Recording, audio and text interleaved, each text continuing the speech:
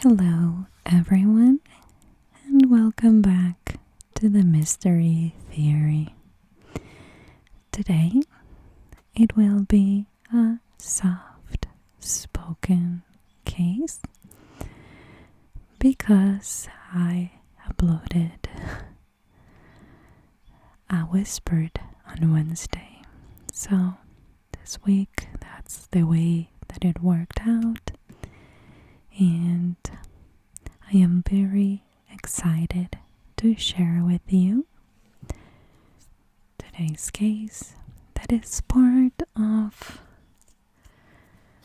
a different kind of true crime. It's a mysterious disappearance that some people theorize that it's impossible, that there was foul play involved, and there are some interesting theories about this guy who went out to the grocery store and never came back. Before I get started with today's case, I want to ask you, if you enjoy the content, please like this video and leave a comment down below. You can also share it, and that way you are taking a few seconds out of your day, but you are helping me a lot. So I would truly appreciate if you could do that and help your girl out. As always, there is a new series on Patreon, as I've been mentioning this week. It is a 3-part series of unsolved mysteries finally solved. In yesterday's episode, I shared how they determine what cases are worth investigating and which ones are not, and the evidence got burned. How one of those cases that was ready to be burned was saved and the case was solved, along with a personal experience I had recently that helped me see it from a different perspective. So head on over to Patreon and join me there. If you want to support the channel and get my videos ad-free, please check out my membership, where you'll get the same YouTube videos but ad-free. Thank you to every patron and member for supporting not only my channel but keeping the lights on here to share more in the mystery theory. As always, I have a symphony of birds that I quite enjoy, and a very senile dog that is pretty far away from me, but she barks at the butterflies, and she sometimes barks at her own paws. So she's excused for barking in my book. Now let's get started with Sigmund. His case is one of the strangest cases of a mysterious disappearance. It is very mysterious, but what I'm about to share it's not an old tale or an urban legend. This is a true case. Let me tell you about Mr. Sigmund Adamski.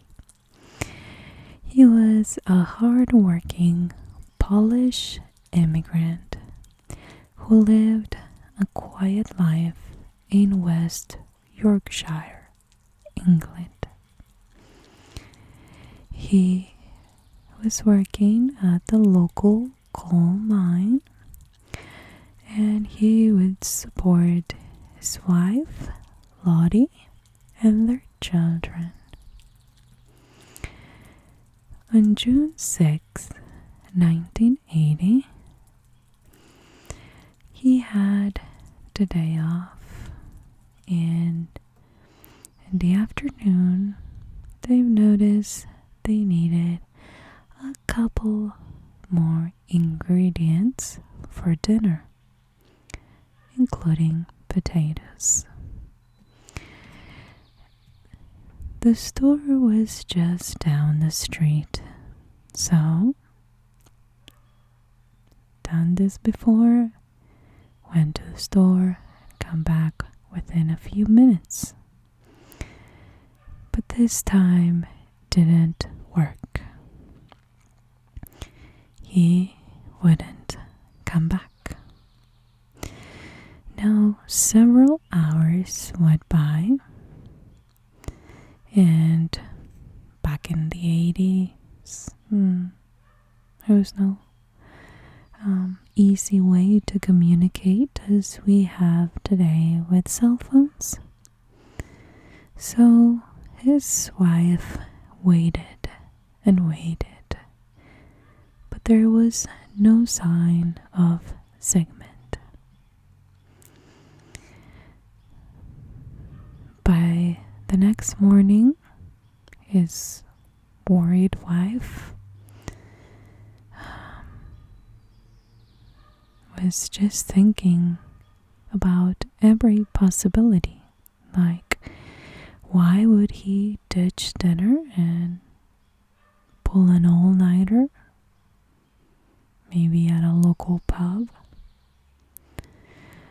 This was not something that he had done before. He was a dedicated family man,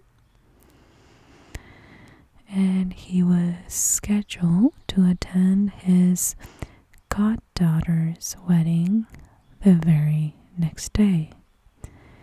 He'd been looking forward to it, so the idea of blowing it off, I guess, to get drunk didn't make sense. At this point, he was reported missing to the police. I think I'm losing my patience even with her little senile problem. I think I am over the barking. She'll eventually be quiet, but today it's like not the day. Let me close the window. And as soon as I closed the window, she stopped but resumed. Anyways, the police were looking into his disappearance very thoroughly. But really, they didn't have much to go on. So, a week later, on June 11th, his family was surprised when the police reported finding Sigmund's body on top of a small mountain of coal at Tomlin's coal yard, which was 20-something miles away from where he had disappeared in the town of Todmorden. Sig was described as being found under interesting circumstances, and I'll explain. He was laying face down on top of a pile of coal, some 12 feet off the ground. The interesting part is that there were no footprints or any other signs of disturbance that should have been present if a perpetrator had carried him up there, or even if Sig had climbed up himself. However, when the autopsy came back, it revealed that he couldn't have done it himself either, because he had died several hours before being positioned on top of the coal mound. The only explanation that police had at the time that really did not make much sense was that his body had been dropped onto the pile of coal from above. So, police now have a dead body dropped right out of the sky, and things were getting even stranger. His clothes had been removed, but then somebody put them back on.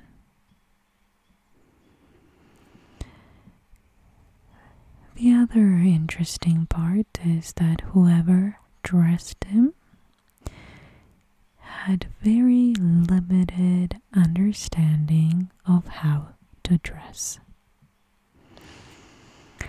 There was an officer on the scene, Godfrey, who later testified that he was wearing an overcoat and a vest, but no shirt. His jacket was fastened unevenly, the fly of his trousers were unzipped, and his shoes were not tied properly.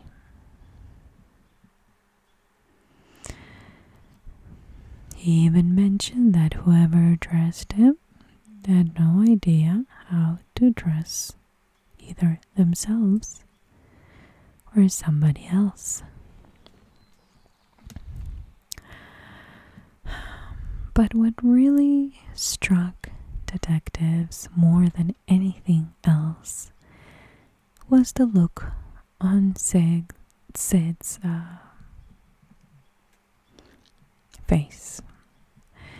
And it was described as a look of sheer terror.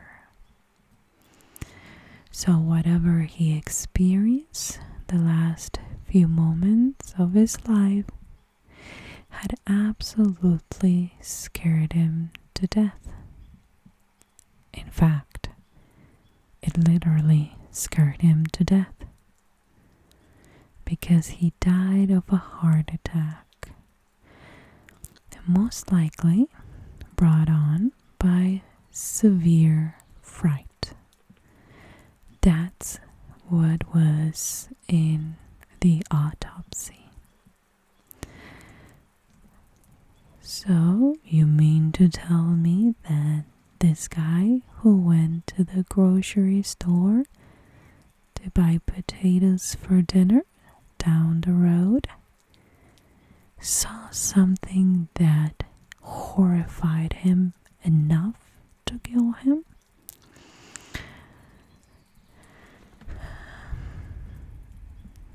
People, of course, started to jump into conclusions.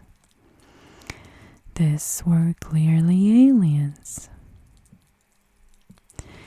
But the autopsy kept revealing additional oddities,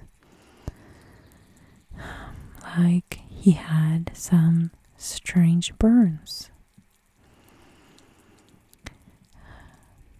and parts of his body was covered in an unknown gel-like substance. They could never identify what really was. The coroner was also able to determine a likely time of death, around 1 p.m. on the day he was discovered. But the burns happened 2 days prior. Just to give you a timeline, during the time he was missing, he was burned, coated with a strange substance, endured some trauma, clearly, and finally died of a fear-induced heart attack. That's all pretty hard to make sense of, if you ask me. But people continue to theorize that aliens were the ones responsible for these things that happened to Sigmund.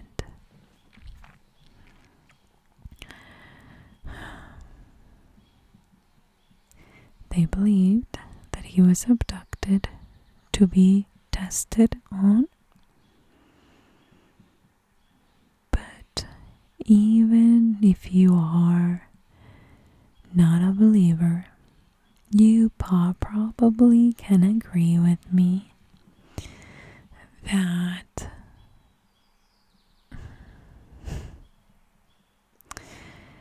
these things happen more often than we care to admit.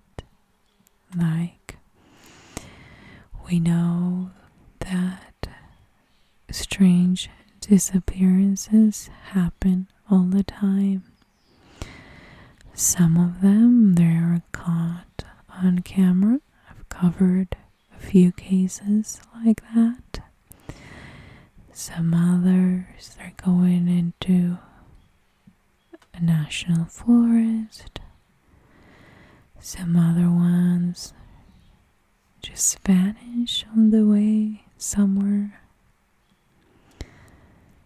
And in some cases, the bodies are found under very suspicious circumstances.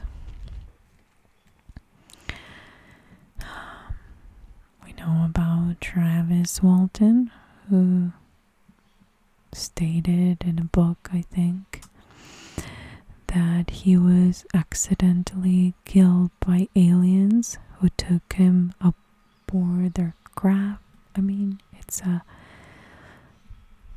I wanted to mention it just so for those of you who think that this is a crazy theory, it might be a crazy theory, but you hear it all around the world.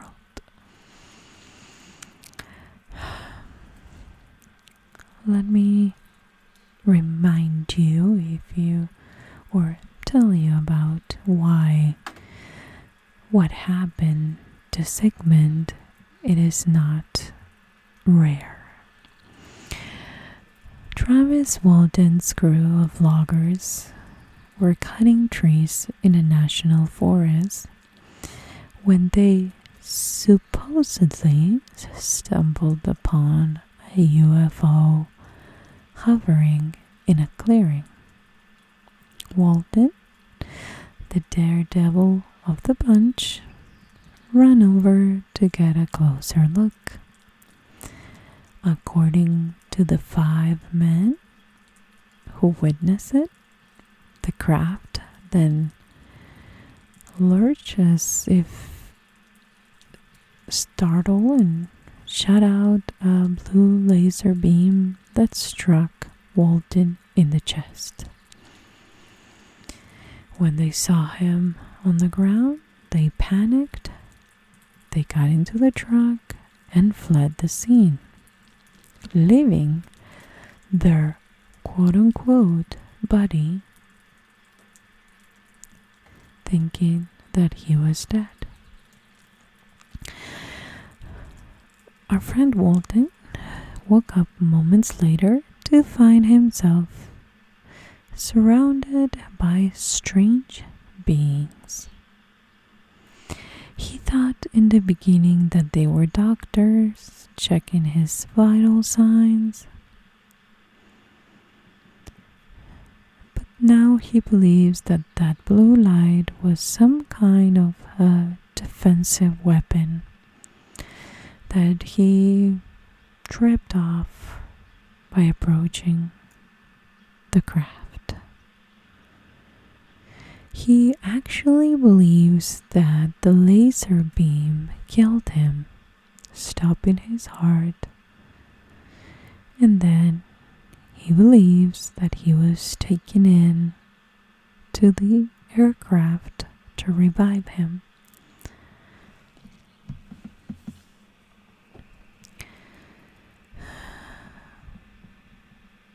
So people started saying that maybe Sigmund was another victim of these aliens who were not able to revive him.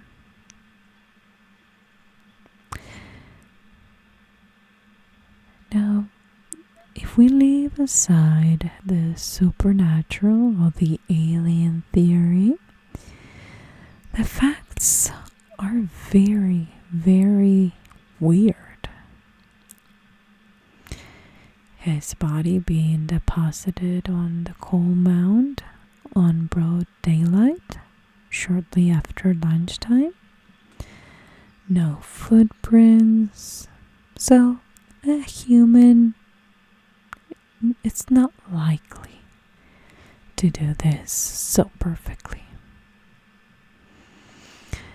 Never mind the fact that there were no tracks left by any such equipment. Another thing is, if whatever time they put the body there was plenty of people around the mine to be able to see that point very clearly. So, how did his body showed up in there? I mean, how did this happen without any witnesses? A few months later, the lead investigator, Officer Godfrey, started to witness some very unusual things. My leg fell asleep. The day that Sigmund kind of traveled into this paranormal and extraordinary path, it was a very typical day. He had a day off. He was going to the store. There was nothing out of the ordinary or nothing really different happening that day. But a few local farmers had reported not missing people, but cows. And they were demanding that authorities would send someone to investigate.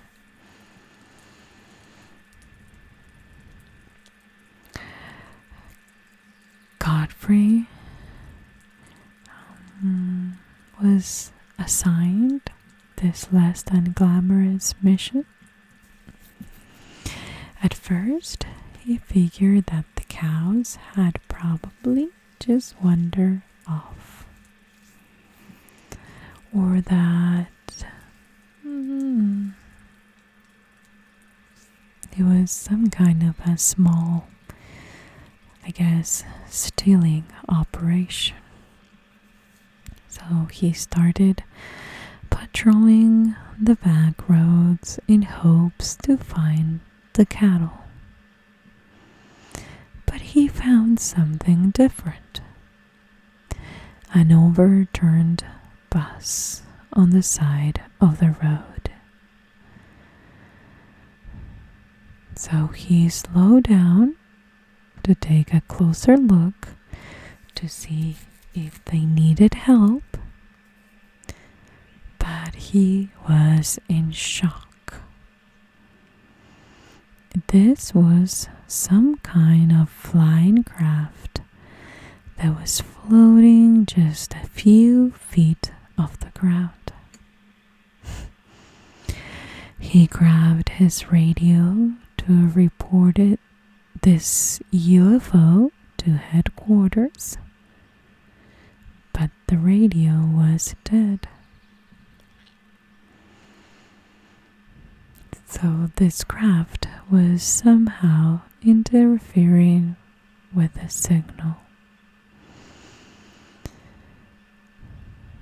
He took out a notepad and a pen, and he sketched a diamond-shaped object with the bottom half rotating and the top sitting stationary. He took notes of the object, but he mentioned that it was completely silent. But it was like, I don't know, you could see some kind of force around it. There was also a strange silence in the surrounding area. I could use some of that right now. Apparently everyone is being loud today. But he said that the silence was creating a strange sensation known in UFO circles as the Oz effect.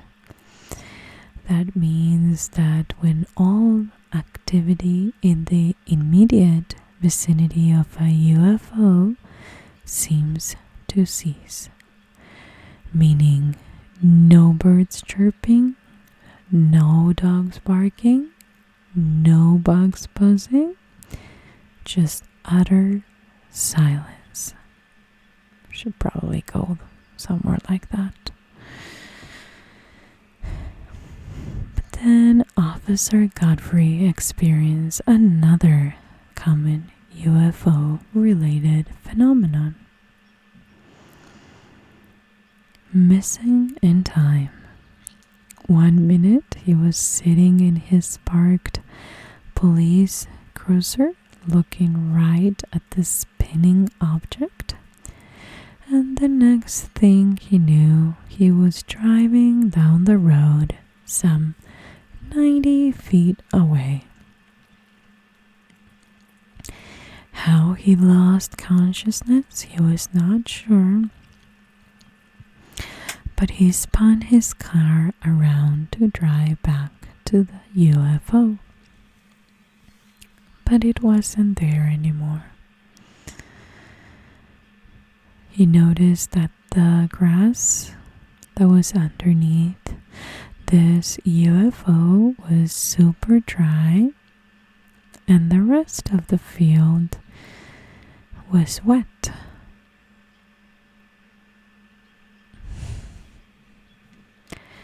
He then believed that he experienced something out of this world.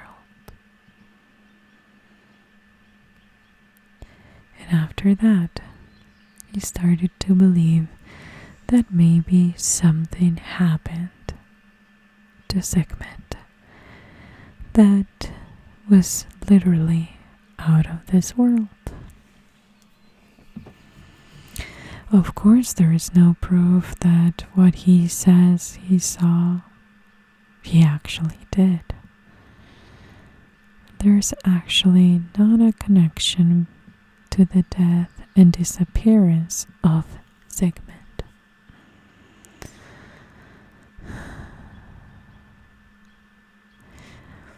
So, despite the nonsense of people believing that, because his last name was Adamski, that he was probably related to George Adamski, who now we know the guy is a fraud, but back then he wasn't discovered as a fraud. And he was very popular in the 50s.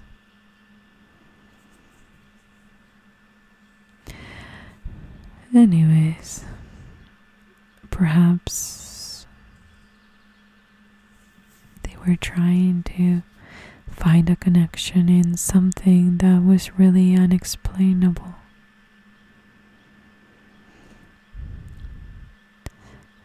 Theories are what abound in this case. But whatever happened to Sigmund Adamski was a tragedy. And a lot of people, after the theories of UFO, really would use this case as a laugh case instead of the real tragedy that it was when he lost his life under very suspicious circumstances. Now, I've shared with you before some 411 cases, people that disappeared in the wilderness, some that their bodies were found, some other ones that were never found. But I feel like this case, along those 411 cases, sadly are never taken seriously because of the strange situations and crime scene, or just weird things around it. I think it's a shame that happens. I think it's a shame when there's an UFO claim attached to a case not because of the claim, but because of how people don't take it seriously. And I'm not saying that you should believe in aliens. I don't believe myself in what people think of an alien. Could there be life? Absolutely. I think that it could be other place with other forms of life. I'm not saying that's not the truth, but I'm saying that when I hear a strange case like this, my mind doesn't go directly at that. What does my mind go to? I can't explain. I can't really tell you because I don't have an explanation that would make sense. So, yeah, this was a very weird case, very weird circumstances, but more than that, it's a case that I feel like not a lot of people took seriously because of the unconventional theories around it. Something placed his body there. Something scared him to death. What is it? I don't know. But I don't think it was human.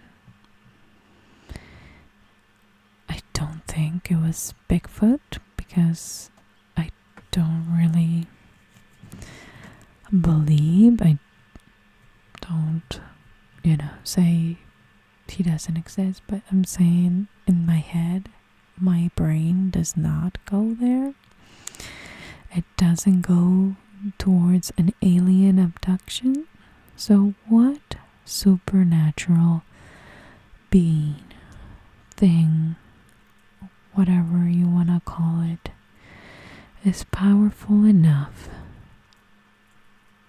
to leave no trace behind, no evidence, and to actually carry this man and place it on top of the coal without being spotted? Well, I think that answers my question that it wasn't human. Whatever it was, it is likely that it wasn't a human. What do you think that happened to Sigmund? I would love to know your theory. If you do believe in aliens or Bigfoot, and you have something that you like to share with me, please do in the comments down below. I hope that you found this video interesting, maybe thought-provoking, and I hope you have a wonderful weekend. For me, it's gonna be a busy weekend. I'm gonna pick up my son at the airport a few hours away from us. Then Sunday I am going to California to get my daughter. So I will be back on Monday. I'll be pre-recording Monday's video, so I'll make sure to not miss the upload. Thank you so much again for your support, and good night.